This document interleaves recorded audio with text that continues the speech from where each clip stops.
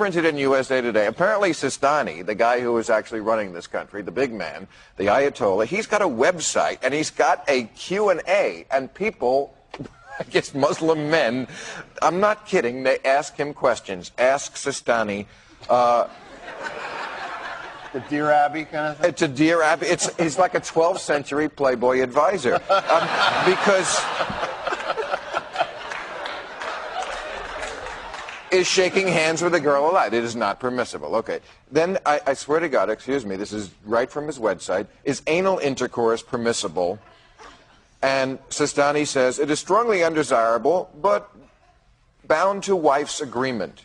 So in other words... Bound to wife's agreement? Permission is bound to... In other words, if the wife says okay, you can do it in the naughty place, but don't shake her hand afterwards. On that one. Is playing chess allowed? It is absolutely unlawful. Anal sex okay, chess forbidden. أما مع وجود حالة الحيض في المرأة كونها حائض شرعا لا تجوز المقاربة في القبل. هذه مسألة أولى، وطبعا مرتبطة بالاستمتاع الجنسي. المسألة الثانية أيضا مسألة لابد من التنبيه إليها، وهي مسألة المقاربة من الدبر. هل هذا جائز أو لا؟ على رأي السيد الخوئي عليكم السلام، على رأي السيد الخوئي يحرم مجامعة الزوجة من الدبر سواء في أيام الحيض أو في غير أيام الحيض. مجامعة الزوجة من الدبر محرم على الأحوط وجوبا عند السيد الخوئي. هذا رأي السيد الخوئي.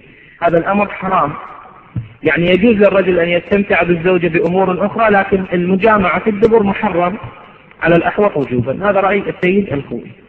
السيد السيستاني يقول أنه إذا كانت الزوجة راضية فذلك جائز ولكن على كراهة، ولعل التعبير كراهة شديدة مو بذهني لكنها مكروهة، يعني حتى من يذهب، والأحوط طبعا الأحوط تركها، وهناك روايات كثيرة تشدد على عدم مرغوبية هذا الجانب، لكنه مع رضا الزوجة السيد السيستاني يقول جائز على كل حال، ليس محرما، نعم مكروه بل لعله كراهة شديدة.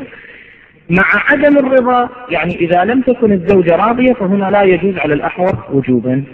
إذن السيد الخوئي مطلقا لا يجوز، سواء الزوجة راضية أو غير راضية، هذا غير جائز على الأحوط وجوبا. أما على رأي السيد السيستاني فإن كانت راضية فذلك جائز على كراهة، وإن لم تكن راضية فالأحوط وجوبا عدم جوازه، وهو المجامعة من الدبر، المقاربة من الدبر. هذه أيضا مسألة موجودة.